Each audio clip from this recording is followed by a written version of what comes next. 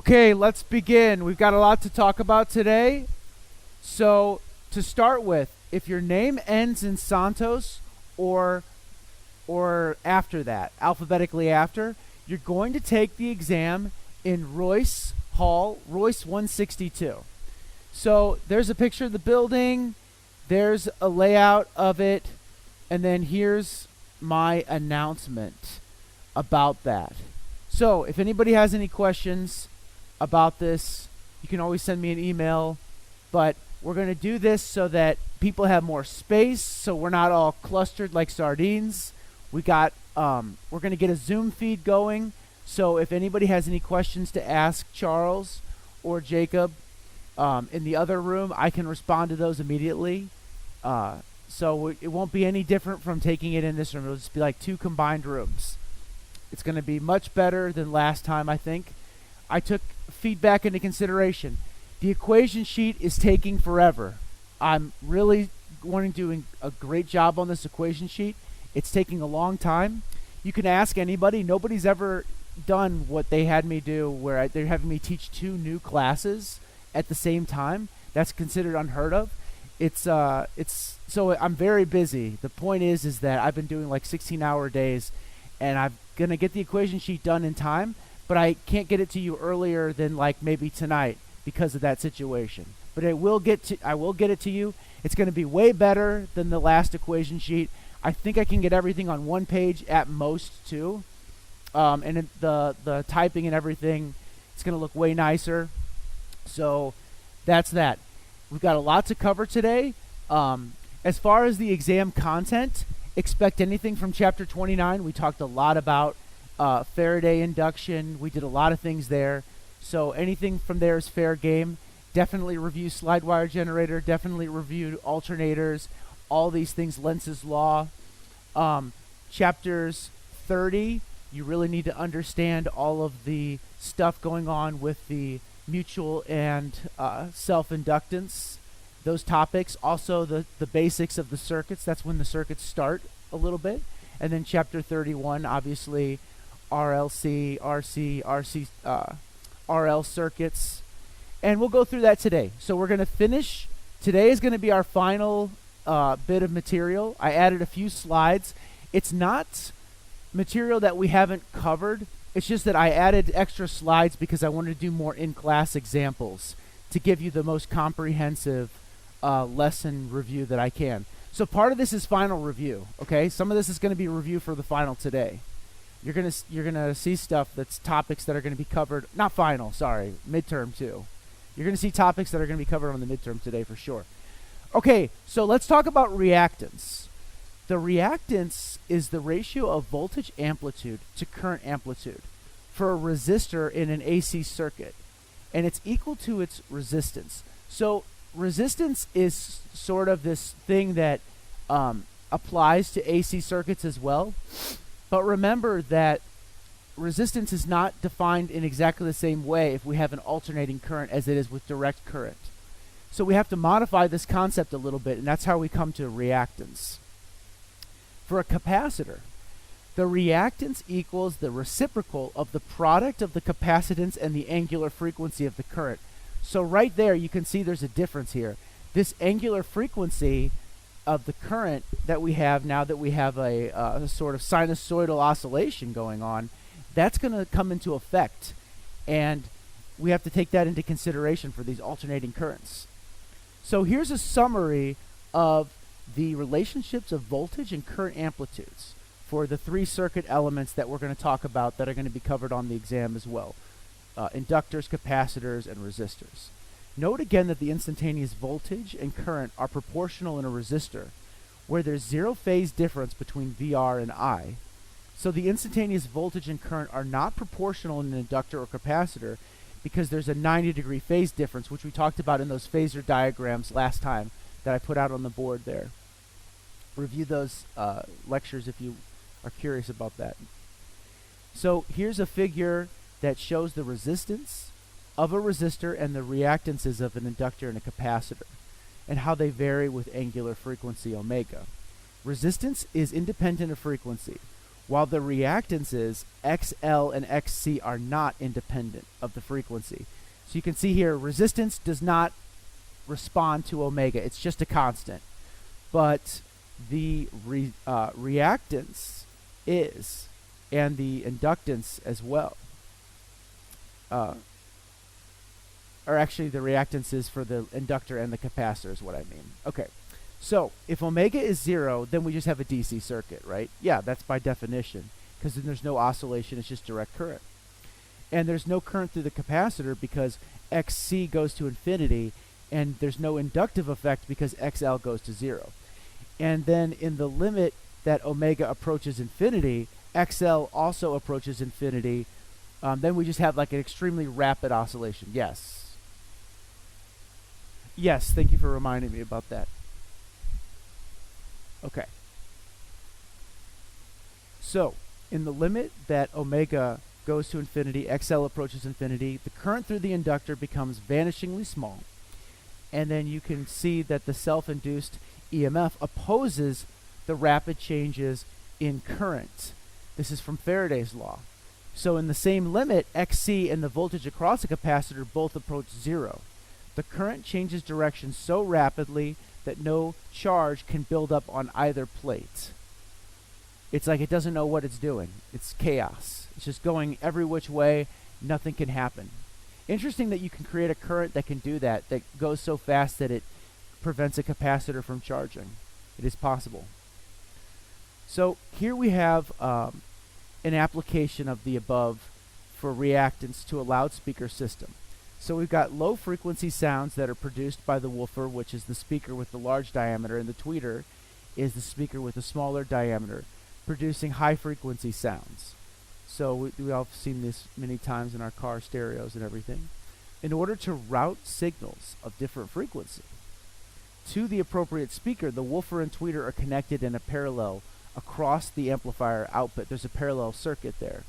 The capacitor in the tweeter branch blocks the low frequency components of sound, but passes the higher frequencies. So the inductor in the woofer branch actually does the opposite there. So here's a picture of what we're doing. We've got our circuit here that we have, and there's the crossover network for the loudspeaker system. And then we've got our inductor and capacitor that feed low frequencies mainly to the woofer and high frequencies mainly to the tweeter. So then we've got graphs of the RMS current as functions of frequency for a given amplifier voltage. And the two speakers in this loudspeaker system are connected in parallel to the amplifier. So there's the picture of that. Okay, now we're going to talk about LRC series circuits.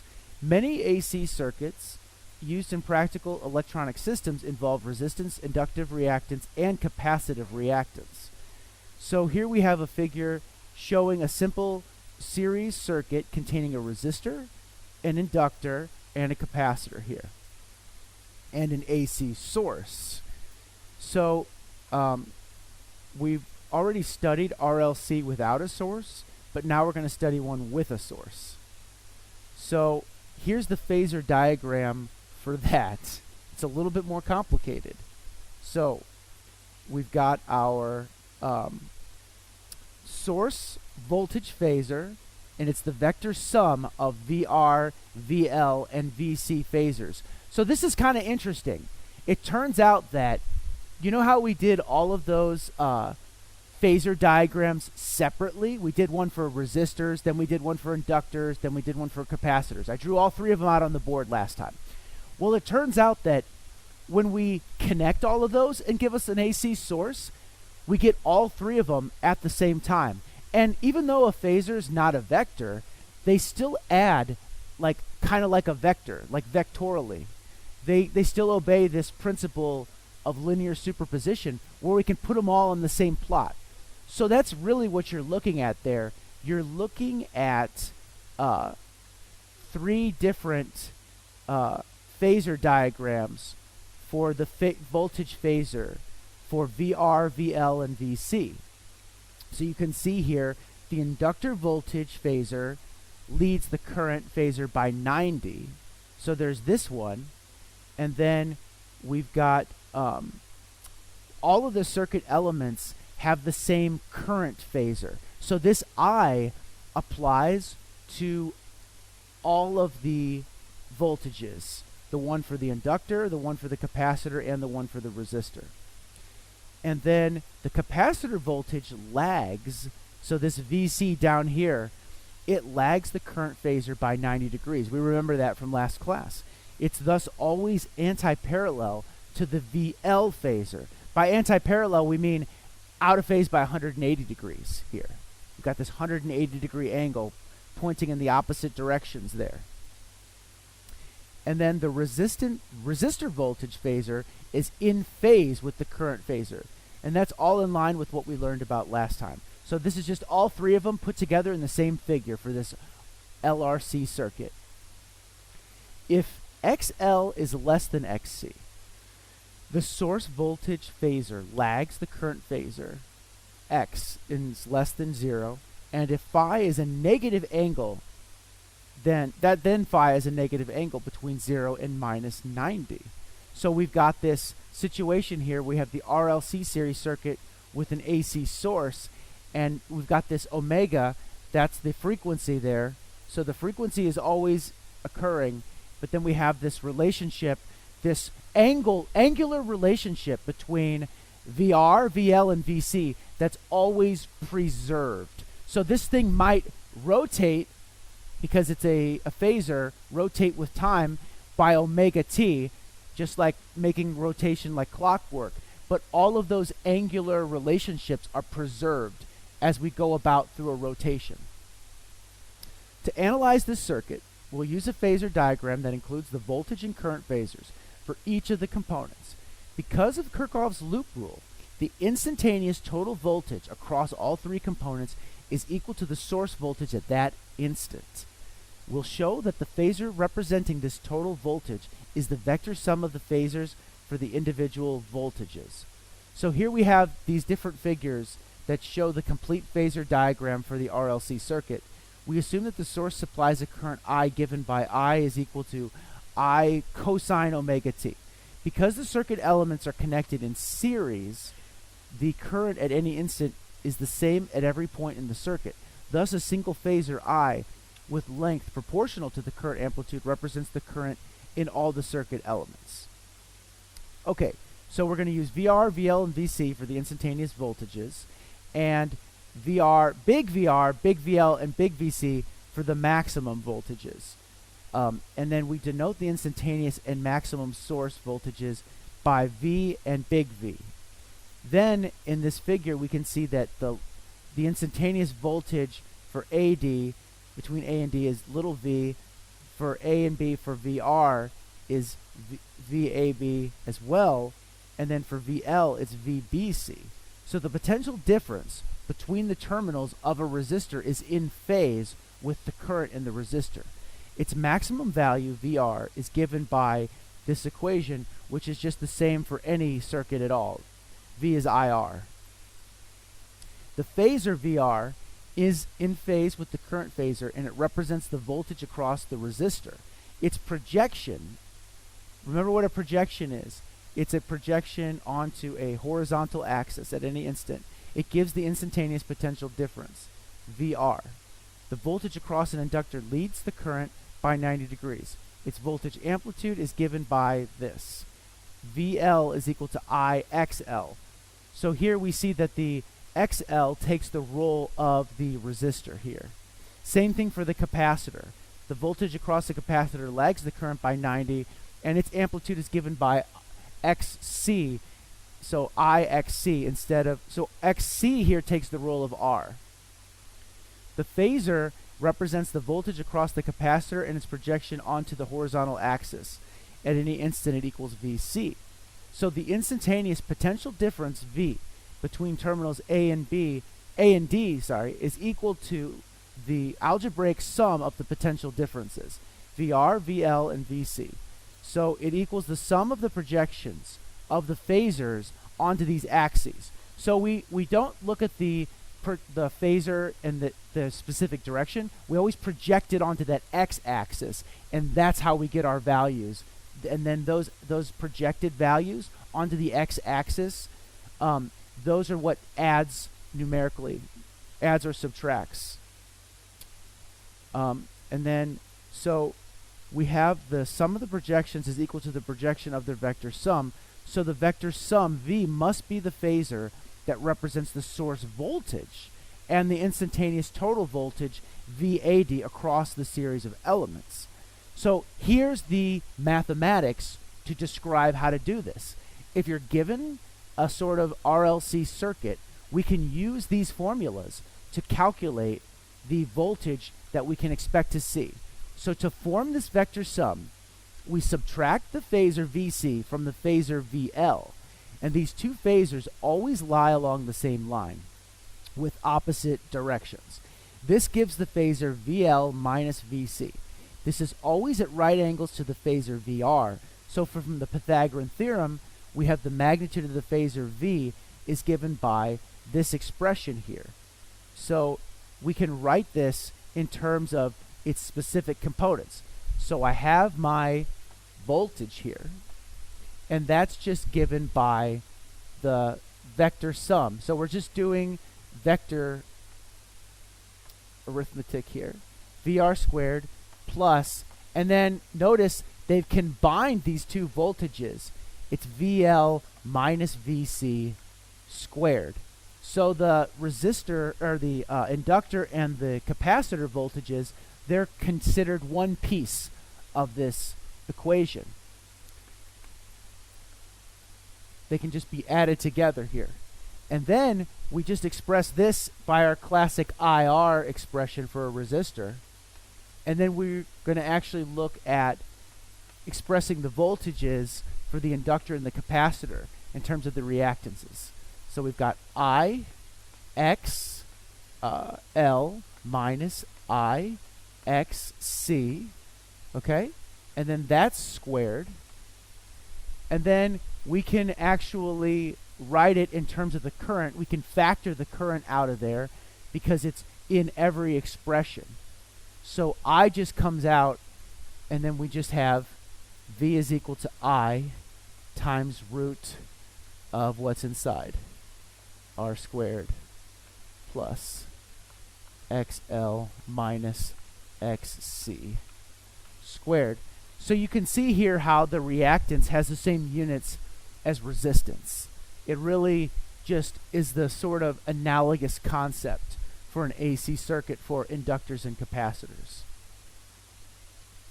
Okay, now we're defining impedance. Impedance is defined as Z, and this is impedance here. Impedance is this expression, this term right here. It's the analogous concept of a resistance to a DC circuit, but it's for AC now. So we define impedance of an AC circuit as the ratio of the voltage amplitude across the circuit to the current amplitude in the circuit. So we can see that the impedance for an RLC circuit is given by this expression here, this part of it. So V is IZ.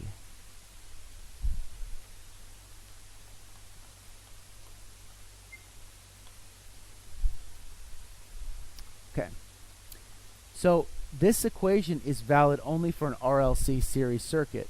It's not true for any circuit, but we can use it to define the impedance of any network of resistors, inductors, and capacitors as the ratio of the amplitude of the voltage across the network to the current amplitude.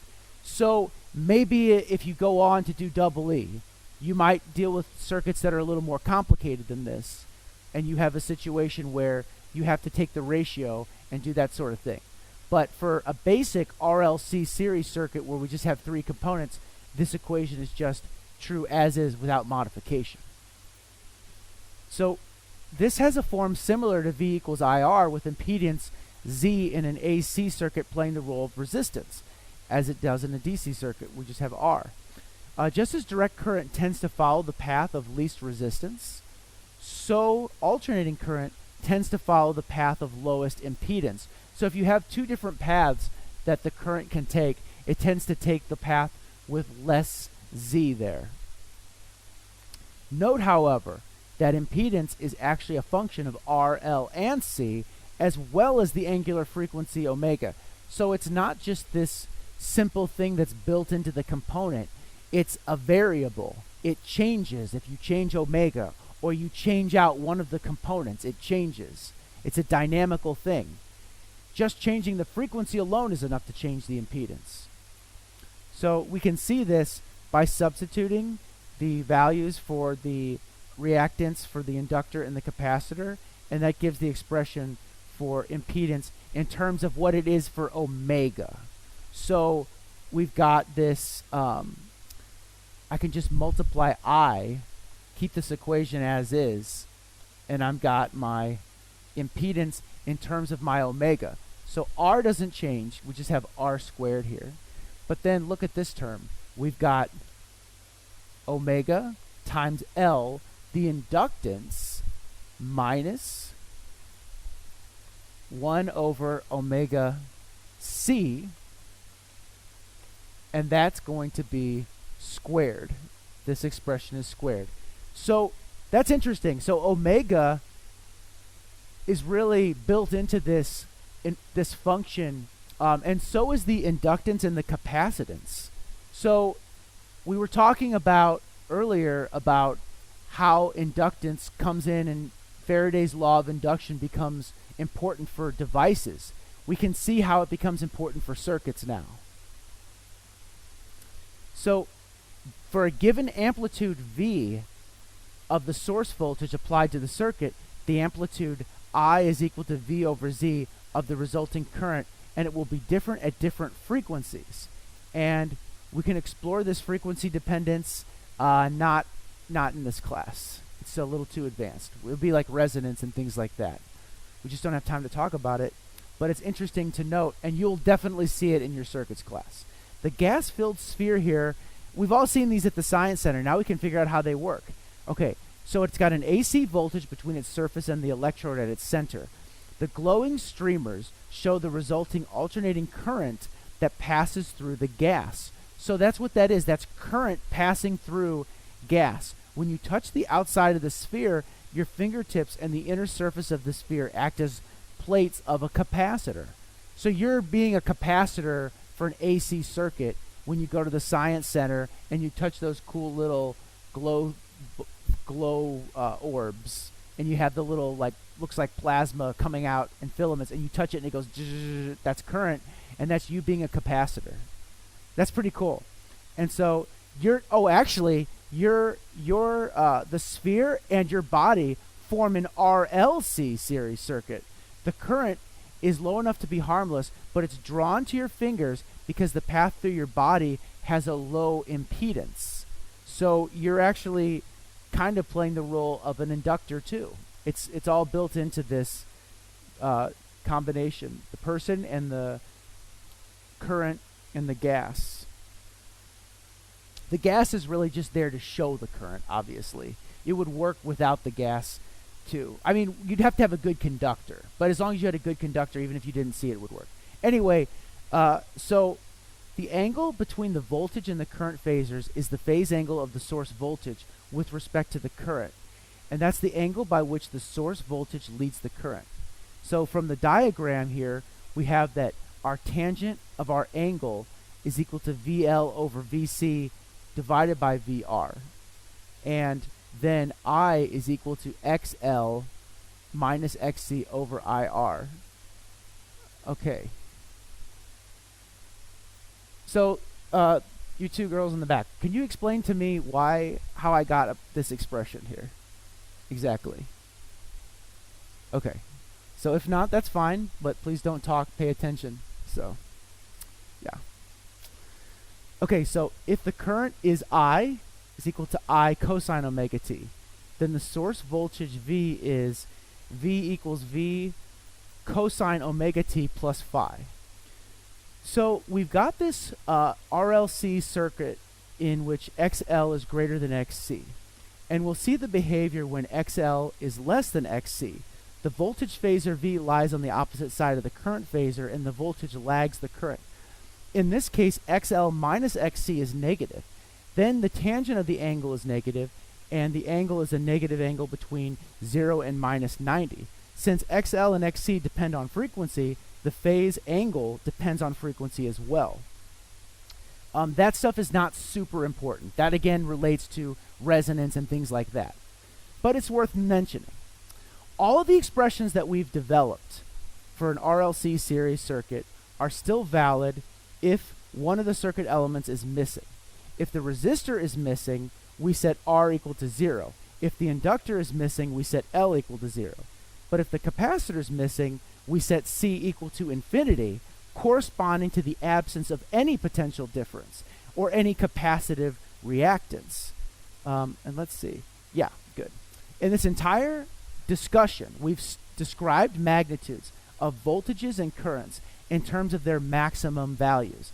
The voltage and current amplitudes, but we remarked at the end that these quantities are usually described in terms of RMS values, not amplitudes.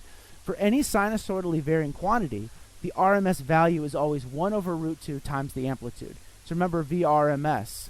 All the relationships between voltage and current that we've derived in this and the preceding sections are still valid if we use RMS quantities throughout instead of amplitudes.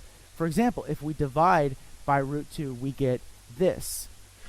And we can rewrite that as in terms of the RMS. So we've just got VRMS is IRMS times the Z impedance.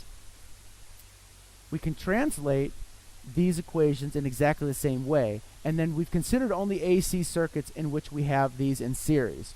You can do similar analysis for them when they're in parallel, but again, that's a little bit more detailed analysis than we should do in this course. So, in the series circuit of figure 31.13a, suppose R is equal to 300 ohms, L is equal to 60 millihenries, capacitance is 0.5 microfarads, the voltage is 50 volts, and omega is 10,000 radians per second. Find the reactances XL and XC, the impedance Z, the current amplitude I, the phase angle, and the voltage across each circuit element. Okay, pull out a sheet of paper and let's work this one together. So first we're going to draw this circuit out and we're going to work this example here. So I've got my circuit. It's going through here. We've got our resistor here. It's going down. We've got our inductor. Okay, got our capacitor. And then we've got our source. Okay, so current is going this way. And it's alternating current. We've got capacitor, minus Q, positive Q. That's the charges building up on the plates. Okay, so let's solve this. In RLC series circuit, the RMS voltage across the resistor is 25 volts. So the voltage across the resistor, 25 volts. We'll just put that down here and note it. Across the capacitor, it's 90 volts. And across the inductor, it's 50 volts. So note that these voltages are different for all of these elements here.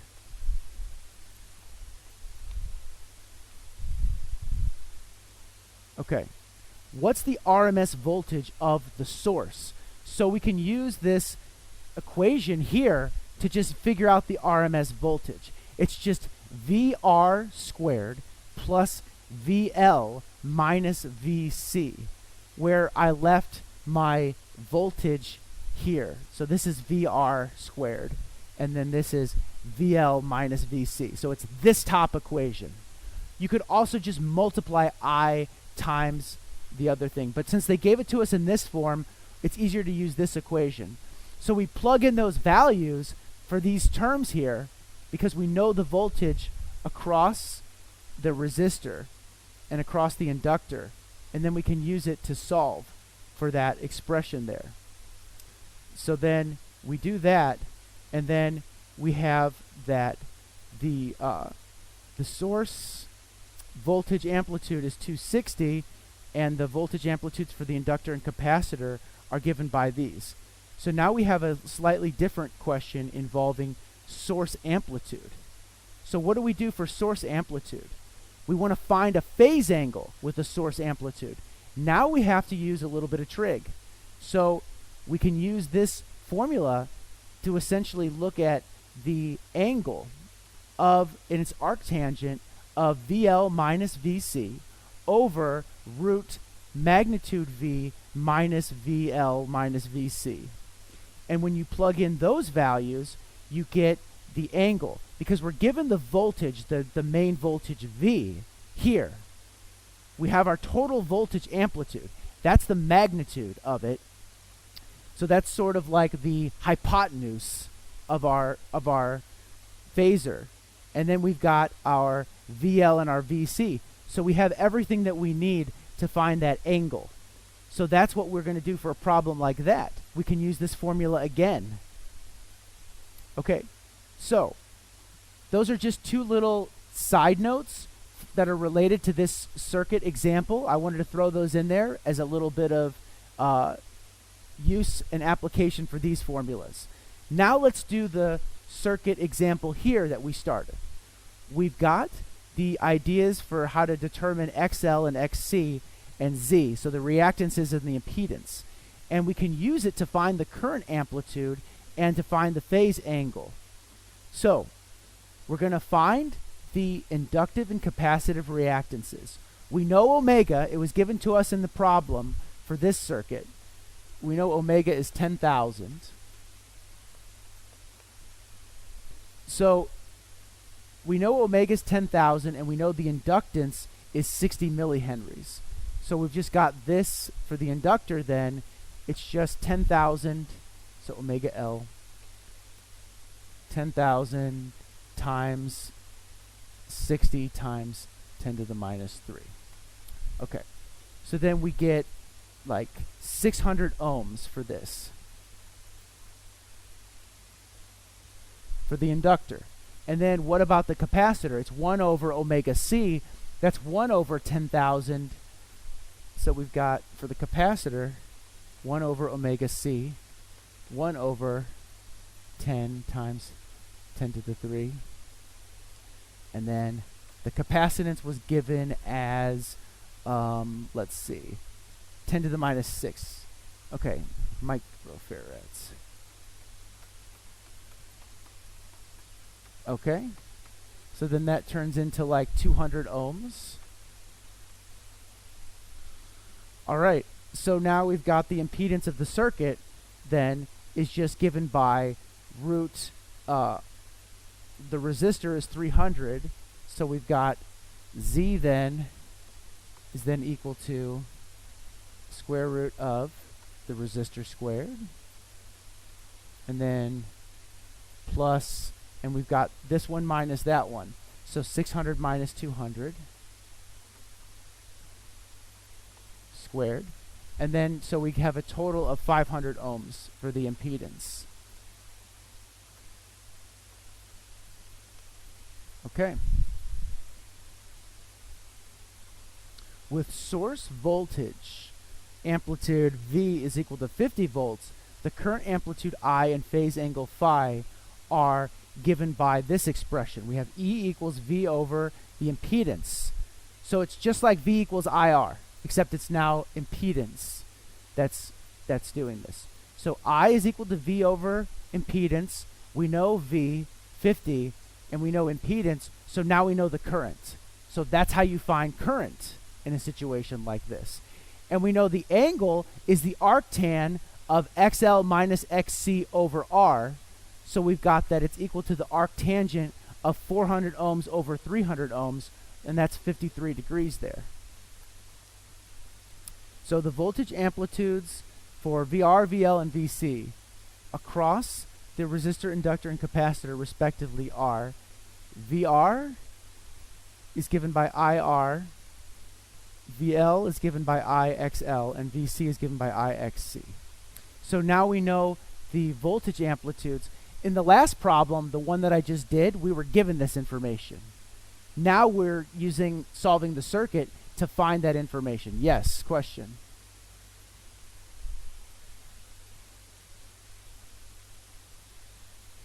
Sure. Is that the previous slide here?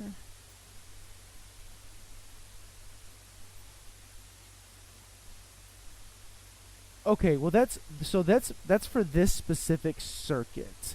The last one was for a different example with different voltages across. So you would do this calculation for this specific circuit here. It's given by this expression because that's our reactances for these specific circuit components. In the other example that I did, sort of as like a little quick example, we had different components, and so for example this is a different circuit with a different voltage and different amplitude voltages across the inductor and capacitor. See how those numbers are all different, and so that's why I get a different value. It's the same formula, but it's different components in this case. So that's why there's two different angles, because this is a different circuit. It's just a quick little calculation to show you how you can do that. If you're given this information, you don't even have to write out the whole circuit. You can literally use these formulas directly for the impedance and the phase angle. So, but then for this circuit, we actually solved it. We found the individual voltages across the circuit elements. So to be clear, for this circuit, we had to find the individual voltages across this and then use that to solve, or well, we found the impedance, I should say, and then we used that to solve for the current and solve for the voltages across it. Because once we knew the current, we could multiply it by the impedance associated with each element and find the voltage across each element. For the other example here, we were just given that information and we just had to sort of plug it in and do it kind of faster.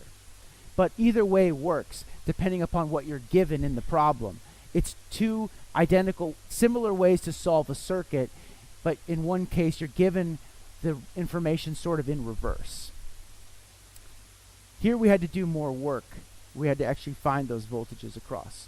Okay, so for this circuit here, as XL is greater than XC, the voltage amplitude across the inductor is greater than that across the capacitor, and phi is positive. The value phi is equal to 53 degrees, and that means that the voltage leads the current by 53 degrees. Note that the source voltage V is equal to 50 volts is not equal to the sum of the voltage amplitudes across the separate circuit elements. So you can't do it like a normal DC circuit where you sum the voltages. Notice that 50 volts is not equal to 30 volts plus 60 volts plus 20 volts. Because remember, when DC circuits, you can sum the voltages and they all add up nicely. It drops to zero across. It doesn't work that way with an AC circuit. Instead, V is the vector sum of the VR, VL, and VC phasors. So we have a vector sum instead. If you draw the phasor diagram for this particular situation, you'll see that the VR, VL minus VC, and V constitute a 3, 4, 5 right triangle. That's pretty cool. And we saw that earlier in some of the other slides on the phasor diagrams as well. Let me find that really quick so I can show you exactly what they're talking about. Here we go. So there's our phasor diagram with the right triangle, and then I'm just going to put that in this slide here so we know what we're talking about. Okay.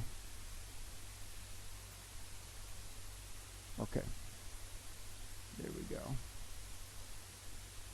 So there's the right triangle with a little more space here for it.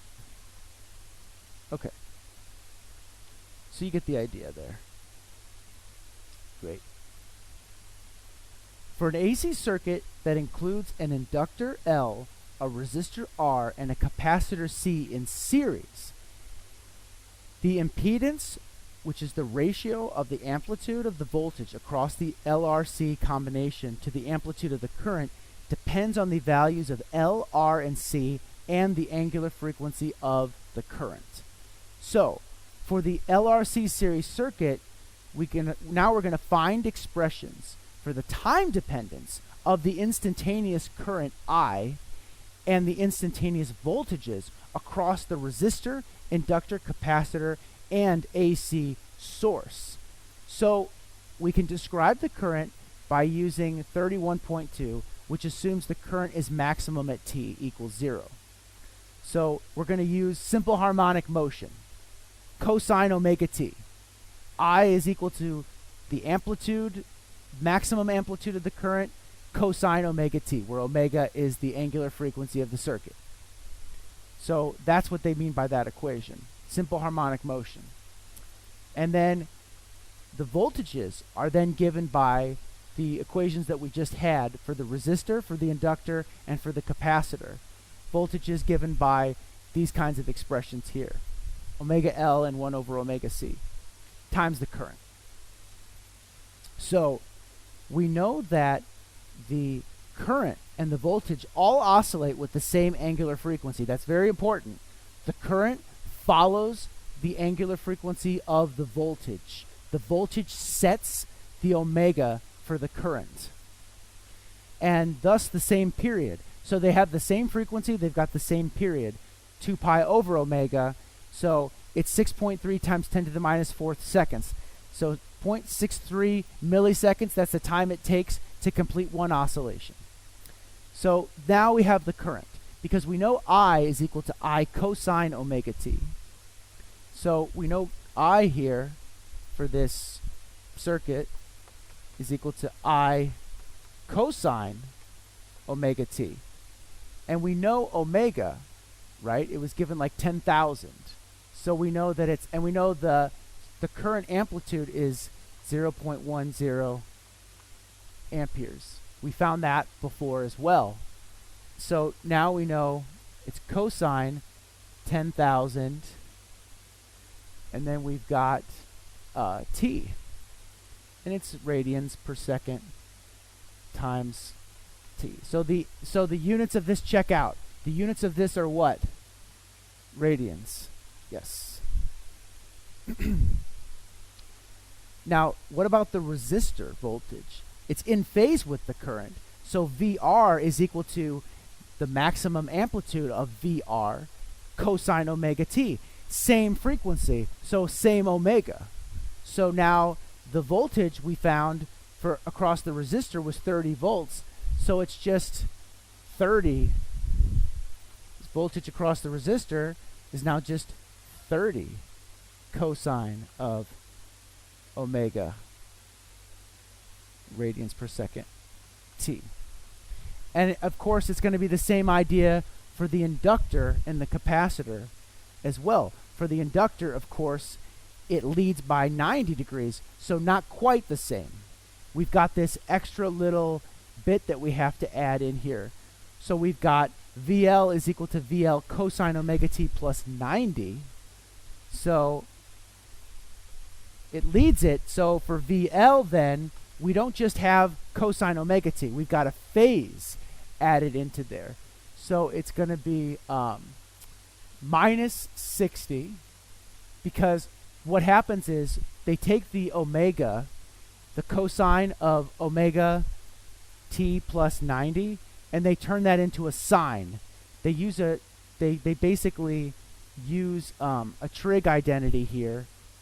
And so with the cosine omega t plus 90, that's the same thing as minus sine omega t.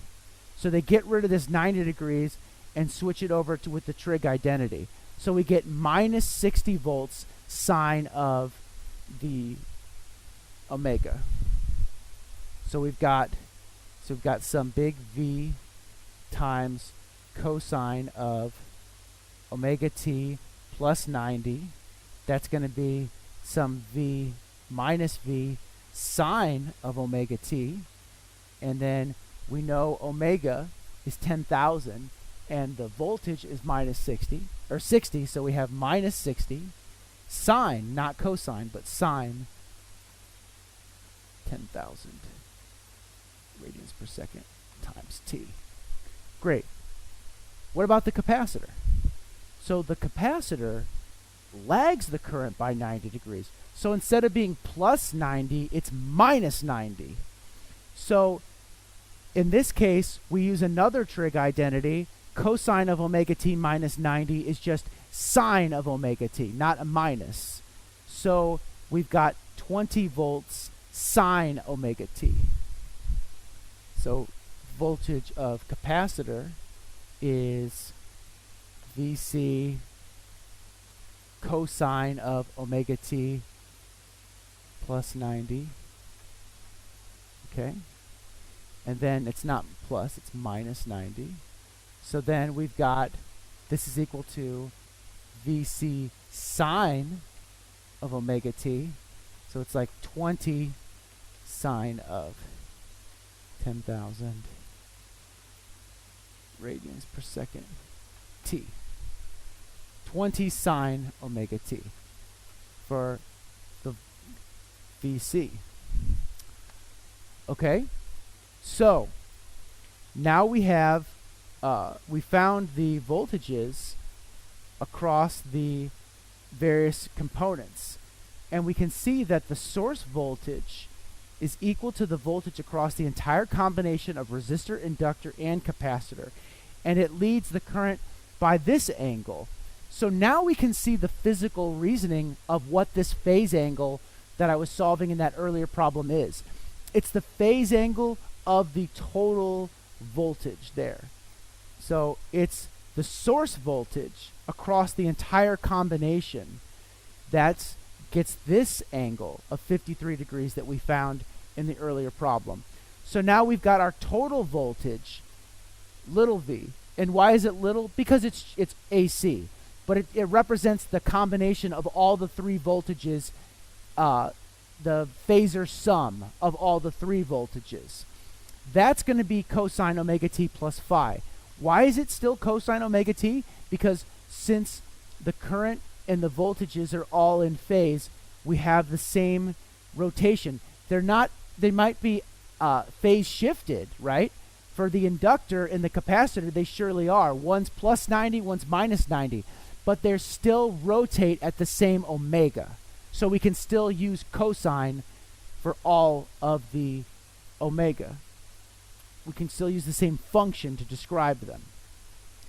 So then we have our final expression for our voltage for this circuit, little v, and the final expression is just given as big V cosine omega t. We know big V is 50 volts. We found that earlier. We know cosine of 10,000 is omega t, radians per second times t. Now we have our angle. They just do a little, basically a little bit of a trig identity here. Not trig identity, just converting from radians to degrees. We've got 2 pi radians and 360 degrees. Multiply that by 53. Now everything's in radians. So it turns out that 53 degrees is precisely 0.93 radians. So now we have our phase that it starts at, its initial phase. It's just like when you start a simple harmonic oscillator. You don't start it at equilibrium, you start it at some shift. That's the role of that angle. It's the same idea here.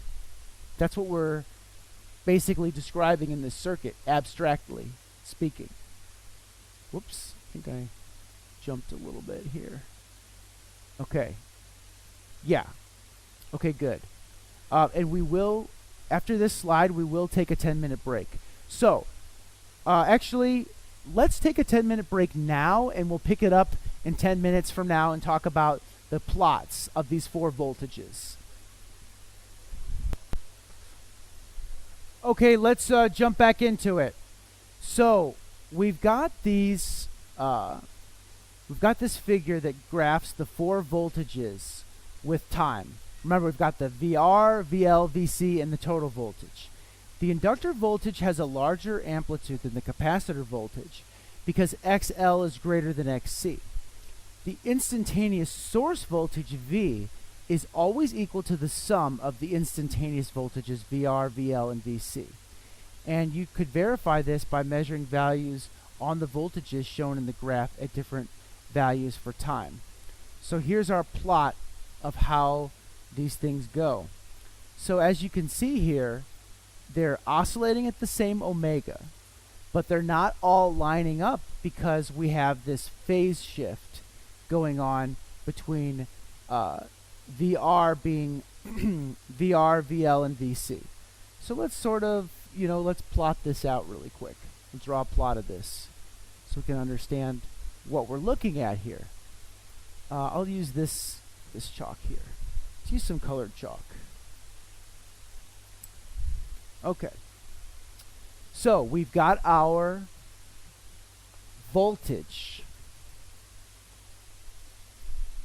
little v, which is like the total sum of the voltages. And then we've got the peak amplitude for VL is the highest. It's 60 volts. And what is VL actually doing? Okay, we've got our time here. Let's plot our time in our cycle.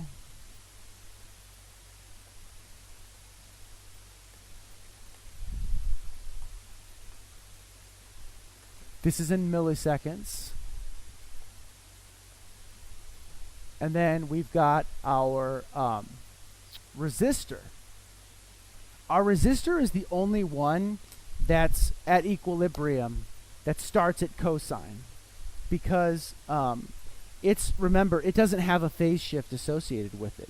It's just right there at the time t equals 0. It's got its maximum amplitude. So let's plot that here. Okay, so we've got this resistor here coming in. It reaches 20, and then it starts at some value at 20. So we'll put 20 there. Should we just do a little bit lower, like down here?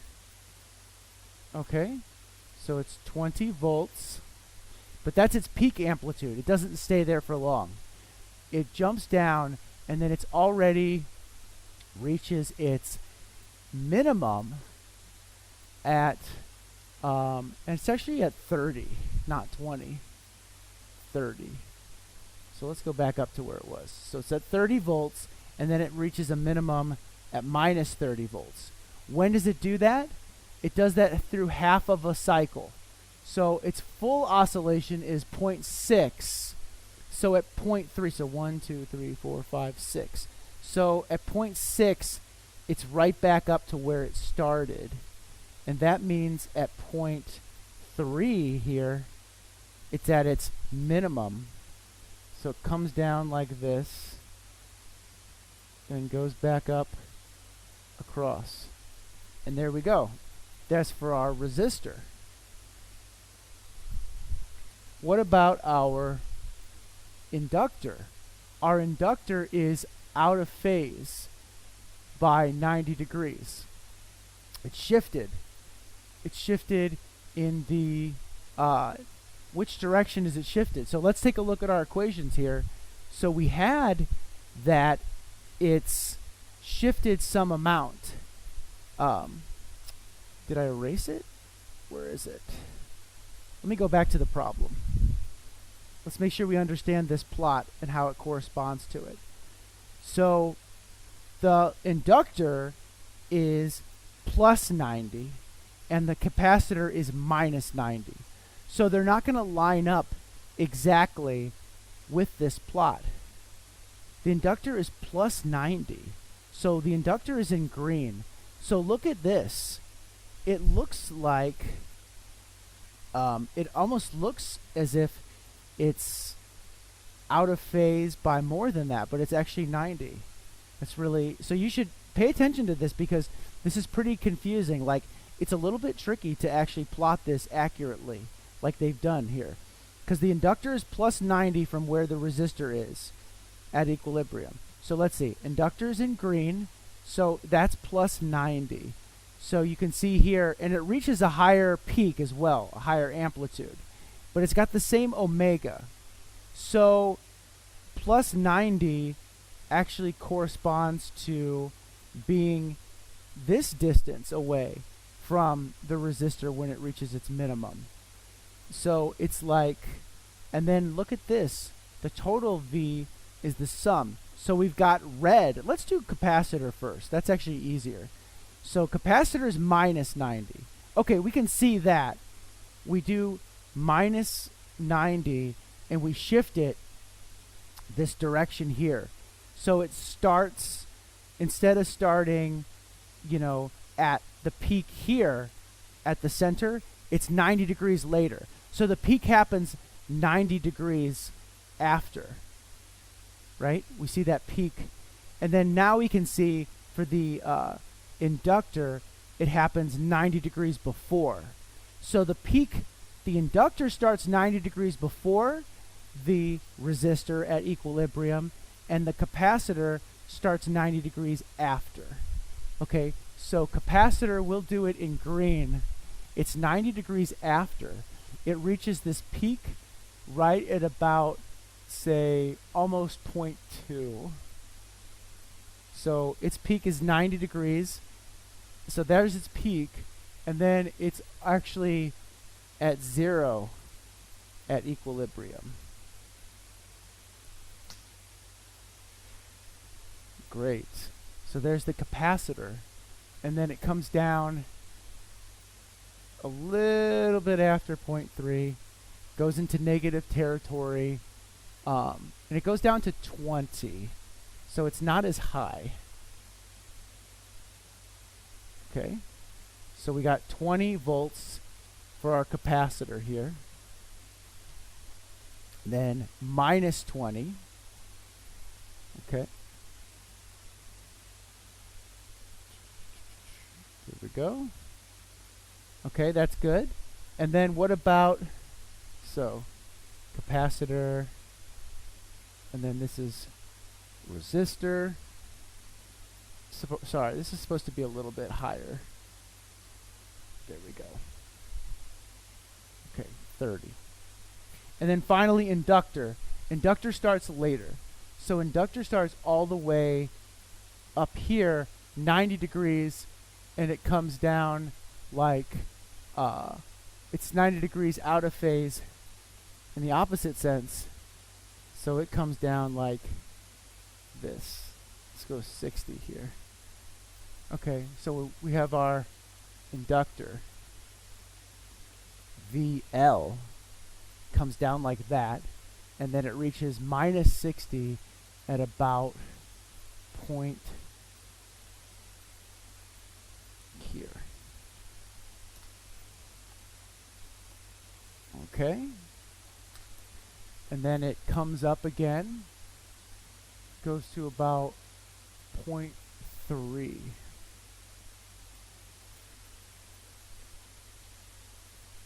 And then it's back up again. Okay, so now we've got those three. Now we have to do the vector sum of these three components. We'll do that in a different color here. So I put my chalk over here. Okay. So let's do orange for the vector sum. What does the vector sum look like? Little total V. That's in blue here. So total V is different than all of them. It's slightly different than all of them. It's the sum, but it has a different phase than the others. And it comes through like this. It hasn't quite reached its peak at this point. It reaches its peak a little after the inductor. But the inductor kind of dominates it. And then it comes down, and then it's just like a little bit after. Not quite as high. And then back up again. And then it makes it a little further in the oscillation at the same amount of time. Okay. Actually, no. It's a little bit behind it. This comes down the way they've drawn it. And this goes like that. Okay. Oops. So annoying. Okay. Okay. So there's our plot of the currents and the voltages. Now, in an LRC series circuit that includes an AC source, the instantaneous voltage across the LRC combination is the sum of the instantaneous voltages across each of the three components. Because these voltages are not in phase with one another, the amplitude of the voltage across the LRC combination is not equal to the sum of the individual voltage amplitudes. Okay, so that concludes everything that we're going to need to know for our AC circuits. LRCs, you know that we've got RL circuits and LC circuits. I changed the announcement because we're not doing that other type of circuit. Okay, what about self-inductance for a solenoid? This is important. This is a good review. Okay, so we've got this solenoid. I'm sorry about the text. I couldn't make it bigger and get it to fit on the slide. It's from a homework problem. So I'm going to have to read this through slowly. We're just going to have to get out our reading glasses for this one. It's terrible, I know. But it's worth doing this example. And we've got the time, so we should read it through and understand it carefully. So, to explain self-inductance, it's helpful to consider the example of a long solenoid. So we've got this long solenoid shown here. And the solenoid has only one winding. So the EMF induced by its changing current appears across the solenoid itself. This contrasts with mutual inductance, where the voltage appears across a second coil wound on the same cylinder as the first. So remember, with the mutual inductance, there'd be two solenoids. Here, we're just talking about the inductance from this one solenoid. And we've got this distance Z here. Okay? So let's draw a picture of this solenoid. Let's put it out on the board here. Can erase this now because we're done with this material for the time being.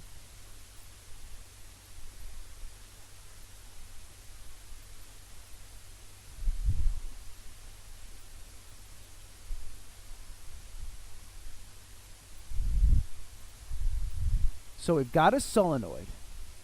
It's got some current I, and it's wound around a cylinder.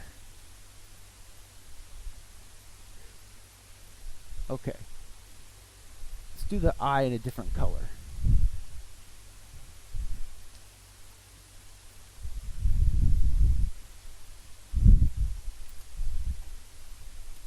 Okay. So it goes around like this.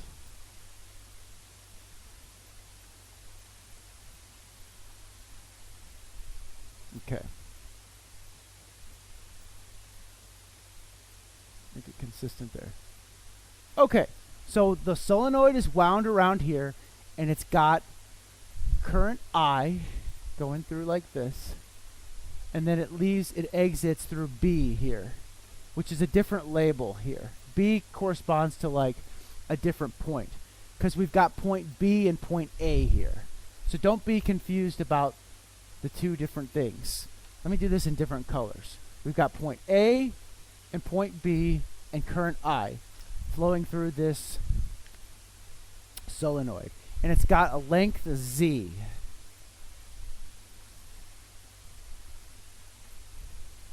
Okay. Now,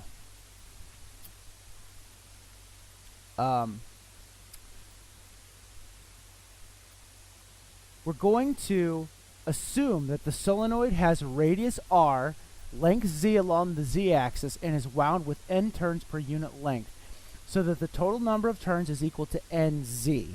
That's the total number of turns. Assume that the solenoid is much longer than its radius. As the current through the solenoid changes, the resulting magnetic flux through the solenoid will also change. So the current, they kind of used bad notation here, didn't they?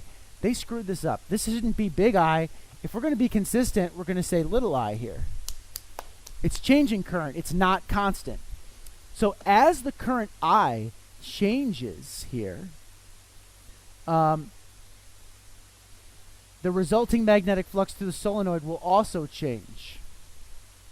And an electromotive force will be generated across the solenoid according to Faraday's law of induction. So we've got this little equation here. Integral of E dot dl is equal to minus d by dt magnetic flux, change of magnetic flux. And that little m there just means the magnetic flux. They should use B there, though, because that's what we normally use. But anyway, it's fine. Okay, Faraday's law implies the following relation between the self-induced EMF across the solenoid and the current passing through it. We talked about this in chapters 29 and 30, but let me remind you, it's this little curly E, that's a voltage, that's equal to minus L di by dt. And for this same reason, this is why inductors work in an AC circuit, for this same idea here. That's why there's a voltage across an inductor, because of this relation. So, the direction of the EMF is determined with respect to the direction of the positive current flow and represents the direction of the induced electric field in the inductor. So there's an induced electric field going on here. That's very important. Never forget that there's an electric field induced by a changing magnetic field. That's Maxwell's equations. We talked about that a bit. This is also the direction in which the back current that the inductor tries to generate will flow. And then this is just a little reminder. Self-induced EMFs can occur in any circuit since there's always some magnetic flux through the closed loop of a current-carrying circuit. But the effect is greatly enhanced if the circuit includes a coil with N turns. As a result of the current I, there's an average magnetic flux, phi B, through each turn of the coil. And we define the self-inductance of the current as this. L is equal to the number of turns of the coil times the flux due to the current through each turn of the coil divided by the current in the coil. Okay, now we're going to work this problem. Suppose that the current in the solenoid is little I of t. Ignore that big I. It should be little I of t. Within the solenoid, but far from its ends, what is the magnetic field due to the current? Oh, actually, I think they do actually want you to assume that the current is constant here. That's fine. This doesn't make any sense. They say, in one hand, they say big I, and here they're saying little I. I don't know. I think it's fine. We'll just try to work this through and see. I don't like the way they did this, though. But it's still a good problem, even without this little error in notation here. Okay, so we know that the magnetic field through a solenoid from chapters last midterm is B of t is equal to mu naught N I of t. We remember this from the last chapter. So we know that there's a magnetic field inside of here.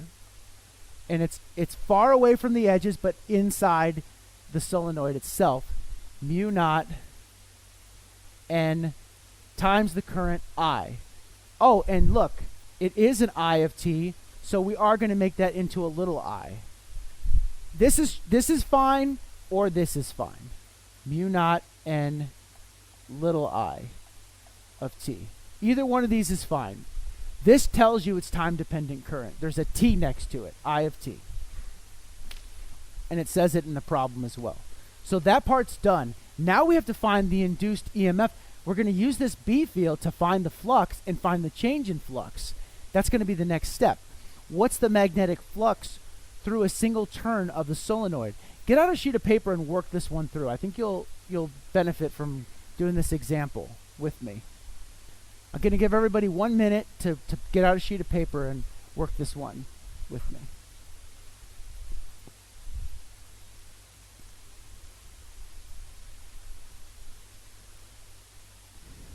Okay, what is the magnetic flux through a single turn of the solenoid? Let me make sure I gave you enough information to solve that problem. Because, let's see here.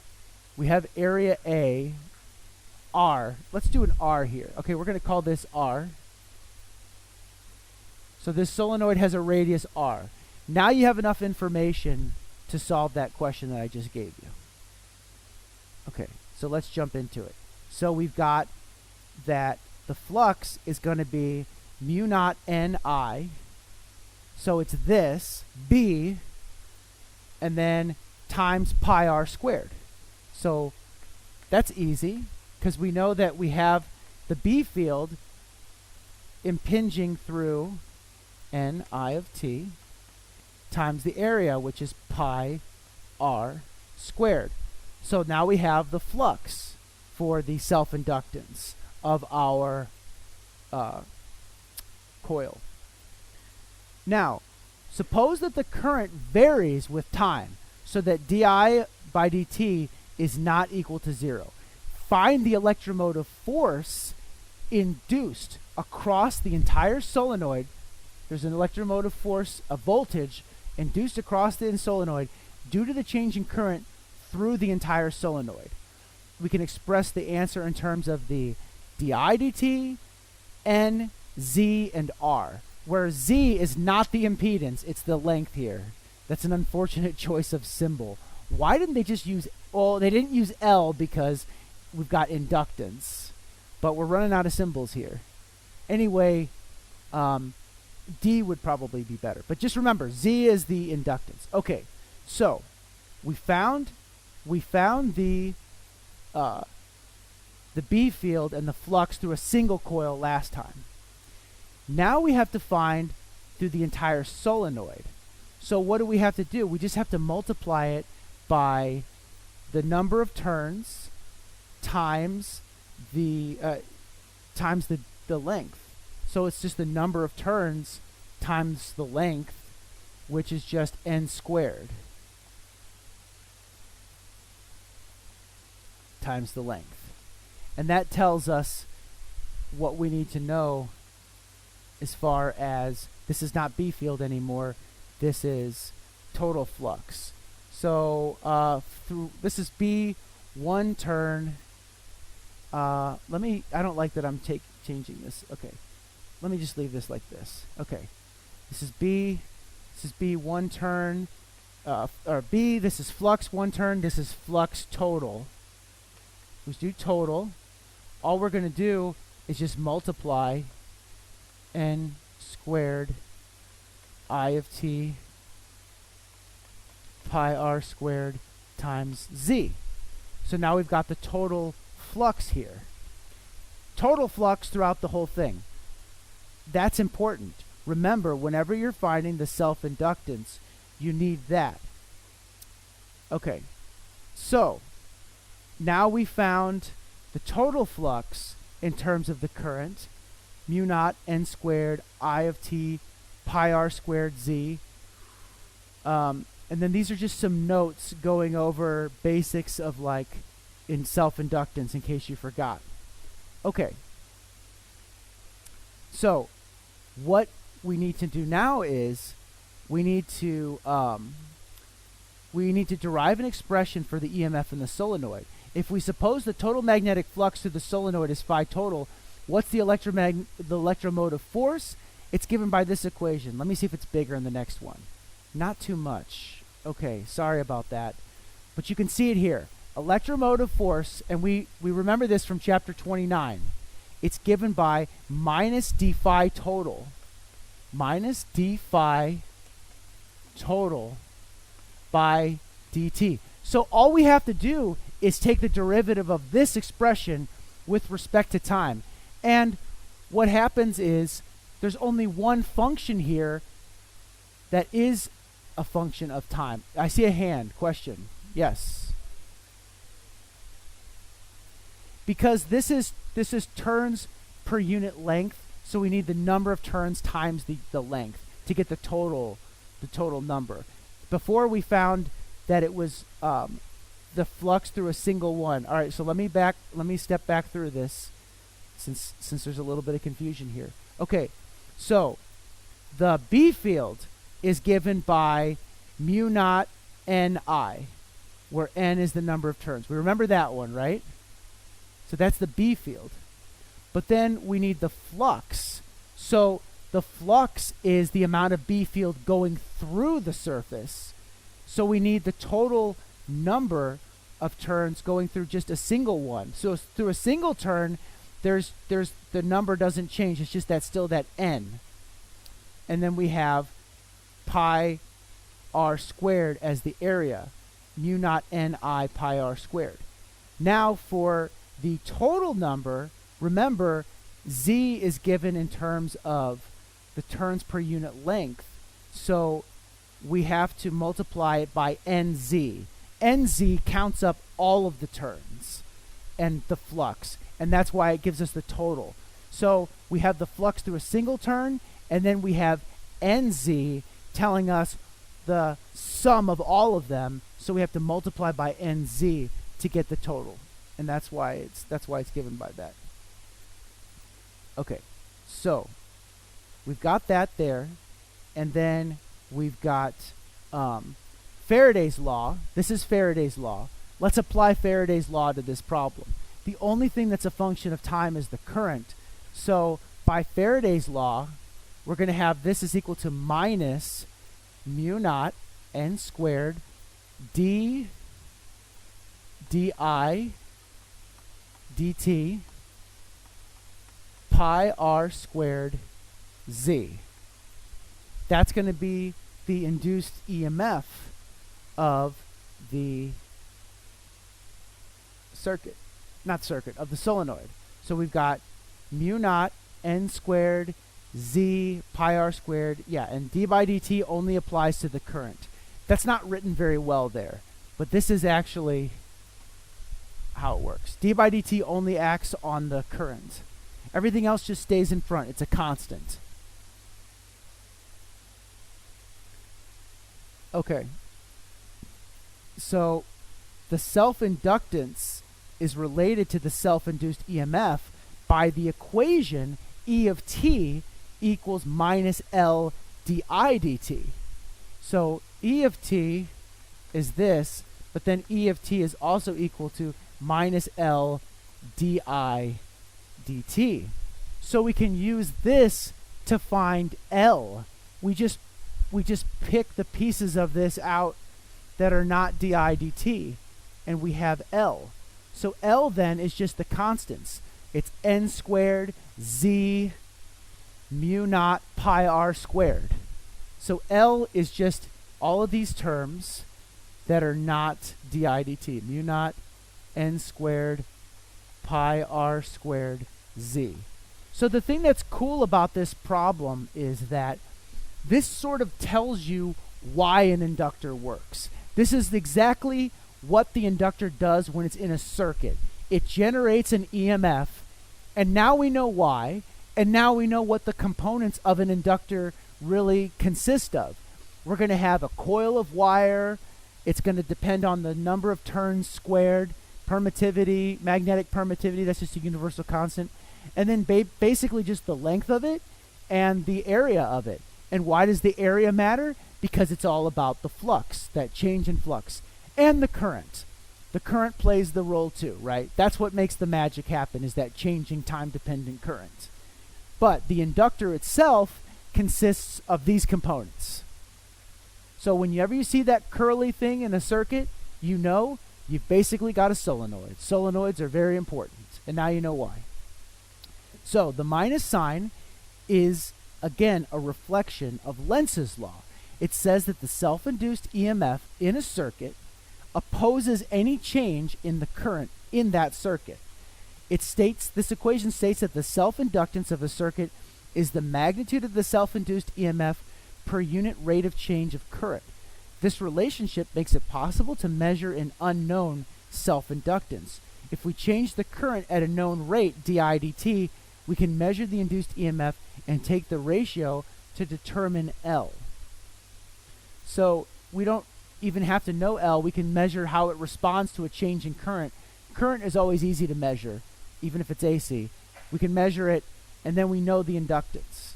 And then this is in small print here, but I think it's worth mentioning. The definition of the inductance is identical to another definition. The magnetic flux is equal to Li, where the magnetic flux is due to a current in the inductor. To see the correspondence, differentiate both sides of the equation with respect to time and use Faraday's law, and you've got this expression, this exact expression here for that as well. So that's another way to arrive at that expression. Okay. Now if we consider an inductor that's as a circuit element, it's this tiny print here. If we're treating the inductor as a circuit element, we must discuss the voltage across it, not the EMF inside it. The important point is that the inductor is assumed to have no resistance. This means that the net electric field inside it must be zero when it is connected in a circuit. Otherwise, the current in it will become infinite. This means that the induced electric field, En, deposits charges on and around the inductor in such a way as to produce a nearly equal and opposite electric field, such that EC plus En goes to 0. So we're basically getting all the pieces together now. Now we can see why Lenz's law comes into play. It actually happens from an electric field. Okay, we talk about it as a magnetic field opposing the change in flux. But here we can see that it's actually an electric field. And read this again. The induced electric field from the change in magnetic flux, so Lenz's law, deposits charges on and around the inductor. So there's charges that are getting placed on this inductor in such a way that it produces an equal and opposite electric field, such that EC plus En goes to 0. So that's really what's happening. That's the physics of this. It prevents infinite energy. It's sort of like an energy conservation idea. If we didn't have this, in other words, the thing would just get more and more energy. It wouldn't slow down. Kirchhoff's loop law defines voltages only in terms of fields produced by charges, like EC, not those produced by changing magnetic fields. Remember, we talked about there's these electric fields are different. These are non-conservative. So that little subscript there, EC, that means it's a conservative electric field where it's an electric field produced by a charge. Non-conservative is the electric field produced by a changing magnetic flux. It's not conservative because there's not a charge there that actually exists. We're sort of generating charge from thin air by changing a magnetic field. So if we wish to continue to use Kirchhoff's loop law, we must continue to use this definition consistently. That is, we must define the voltage as this. It's not VA minus VB. It is, but it's this. The integral from A to B, where we're talking about the integral of the voltage across these two terminals of this solenoid. This is a solenoid, but it's really a piece of a circuit, the way that we're thinking about it at this point. We're treating it as a circuit element. It's the the sum of that integral along DL. And note that the integral is from A to B rather than from B to A. So finally, the voltage of this solenoid is the integral from A to B of EC dot DL, which is equal to minus the integral from that same thing, En dot DL. So what happens is the electric field from the charges, from the current that's moving, gets opposed by another electric field that's generated by the change in magnetic flux. And that electric field is non-conservative, but it's equal and opposite. It builds up and it goes there to oppose the electric field of the moving current. So that's the explanation for why Lenz's law really exists.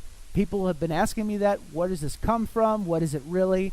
There it is. It actually relates to the electric fields that are non-conservative, that are generated by the change in magnetic flux to oppose the current and the electric field associated with that current as it moves through the solenoid or whatever coil that you're talking about, or whatever, not necessarily a coil, but whatever loop of wire where there's a magnetic flux that can exist. So, in summary, anything that has a potential current that forms a solid loop that has an area that can have a magnetic flux supported through it can serve as an inductor. But typically we use solenoids because it's a much better inductor. But as you saw in that example with the girl holding the ball, pressing through it, she's a conductor. She can serve as an inductor, capacitor system as well. Okay, so that is self-inductance. So now, which of the following statements is true about the inductor, where I is the current inductor? The self-inductance L is related to the voltage V equals VA minus VB across the inductor through the equation V of t is equal to L di dt, which is this equation. They're just calling it voltage, but it's the same thing, is electromotive force. Okay, which is true? If I of t is positive, the voltage at A will necessarily be greater. No, not true. If di by dt is positive, the voltage at A will necessarily be greater than at end B. Yes. That is the correct one. And that involves treating this as a circuit element as well, and thinking about how it's really defined by Lenz's law again, right? Because it's about the change in flux. There's a change in flux going through this corresponding to these elements. And there's a problem like this on the homework where to look at the change in flux and figure out where it's going for a current, you have to choose a field point, and you have to say, okay, where's the magnetic flux going? Like if I choose right here, right, the flux is going into the loop, so there's got to be something to oppose it. So the voltage then from VA minus VB, the voltage is higher here than it is here, so it's a positive quantity. But if we switch the direction of the current, it would reverse everything, because it would reverse the direction that the flux is going in, and it would reverse the electric field that's generated by this change in magnetic flux, and then we'd have the opposite case. So then the voltage would be negative. So that's the explanation for the voltage there. Okay, so finally, we consider the effect that applying an additional voltage to the inductor will have on the current already flowing through it.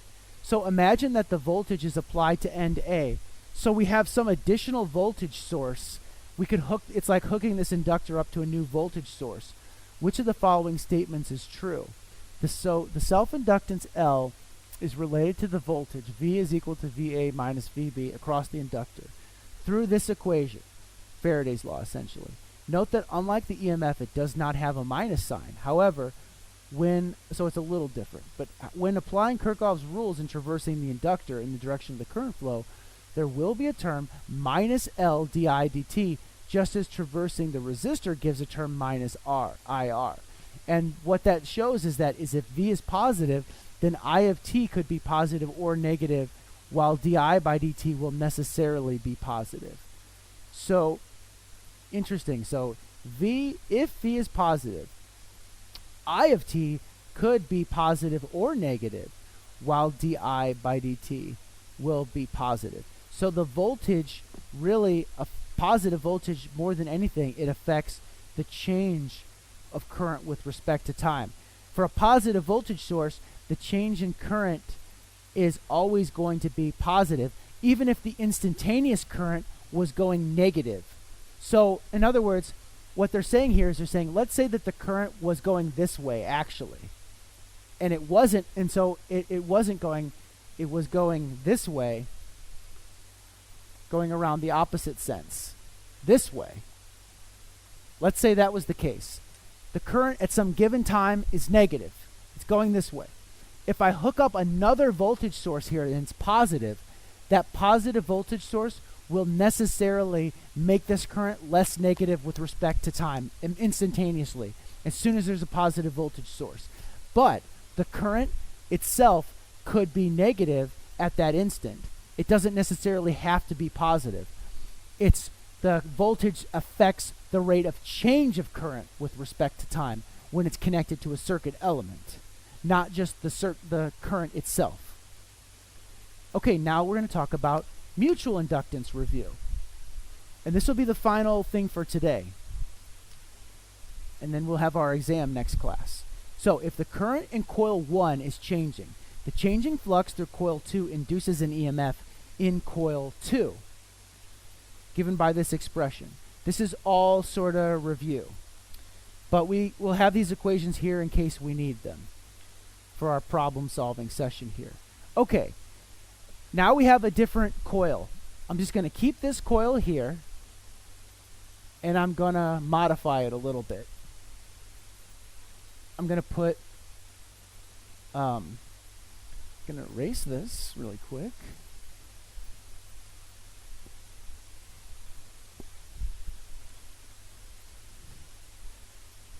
And then we're going to put like just one, let's see, mutual inductance, okay, of a double solenoid. Okay, so we've got this little, we're going to have to put way more turns in it, but that's fine.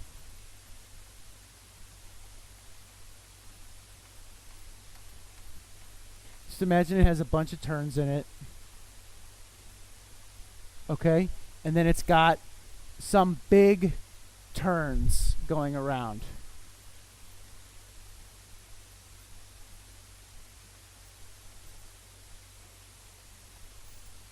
So there's going to be current flowing from the smaller solenoid, and it's going to induce something in the larger solenoid. Okay, the length of this is L now. Length L. Okay, so we're going to consider a field that arises from solenoid 1, which has N1 turns per unit length. The magnetic field due to solenoid 1 passes entirely through solenoid 2. So all the magnetic field inside of this solenoid goes through this solenoid as well. And this second solenoid has N2 turns per unit length. Any change in magnetic flux from the field generated by solenoid 1 induces an EMF in solenoid 2 through Faraday's law of induction, just minus d by dt phi. Okay. So, first consider the generation of the magnetic field by the current I in solenoid 1. Within the solenoid, what is the magnetic field due to this current? We know this. It's mu naught N1 I1, just like it was in the last problem. So B1 equals mu naught N1 I1, where I1 is the current flowing through this solenoid. I1. And it's a function of t. So we got to put that there. And I have it there already. Great. Okay. So, what's the flux generated by solenoid 1's magnetic field through a single turn of solenoid 2? We've got this value rho here. What does rho correspond to in this figure? Rho is the radius. So they're calling the radius rho now. Okay, we're changing label. No big deal. Now it's called rho. Same as before, okay? So we've got this area is pi rho squared. So that means the flux then is B1 pi rho squared. So flux through turn 1 is N1 I1 pi rho squared. Just like the self-inductance case so far. Find the electromotive force induced across the entirety of solenoid 2 by the change in current in solenoid 1. Remember that both solenoids have length L. Okay, so in part B we found the flux through a single turn. Now we're going to find the total flux. So it's mu naught N1 I1 pi r squared. We found the flux through a single turn. Now we're going to find the entirety of it. So we have to multiply it by L. So we have minus, so the EMF through solenoid 2 in terms of the flux of phi 1. So we take this flux, this whole value here becomes part of this expression for this equation. So we've got that E2, the induced EMF for solenoid 2 is minus N2, where that's the number of turns of solenoid 2, not solenoid 1. And then it's L d phi 1 by dt. Okay? L d phi 1 by dt. And then we know phi 1. We know phi 1 is mu naught N1. So we've got phi 1 here. Let's just write this whole expression out. So we have d by dt of phi 1, which is mu naught N1 I1 of t and pi rho squared. Pi rho squared. D by dt only acts on this I, so I can just pull this stuff out. di1 by dt. And this, of course, multiplies by this. So, and then I've got a negative sign. So it's minus n2L. So yeah, so we put that together. We have minus n2L di1 by dt mu naught n1 pi rho squared. Perfect. This overall interaction is summarized using the symbol M21 to indicate the mutual inductance between the two windings. Based on your two examples, which of the following formulas do you think is the correct one? It's this one, minus M21 di dt. So all of this stuff here is minus M1. So minus M, so minus M21 is equal to, and we'll just do M21 is equal to N2L mu naught N1 pi rho squared. There's M21. Everything else is di dt. Okay. Mutual inductance indicates that a change in the current in solenoid 1 induces an electromotive force in solenoid 2. When the double solenoid is thought of as a circuit element, this electric motive force, this voltage really, is added into Kirchhoff's loop law. The constant of proportionality is the mutual inductance, denoted M21. The negative sign in the equation comes from the negative sign in Faraday's law. So we're just doing Faraday's law again, chapter 29. And it reflects Lenz's law too. We know that because of the last example with the self-inductance of the solenoid, reflecting Lenz's law. The changing magnetic field due to solenoid 1 will induce a current in solenoid 2.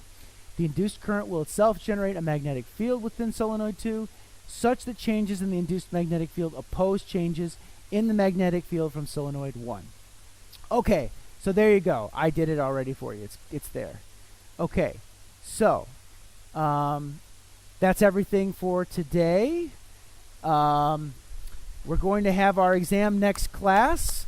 Send me emails if you have any questions, but it should be good. I'll see everybody Thursday. Good luck with your studies.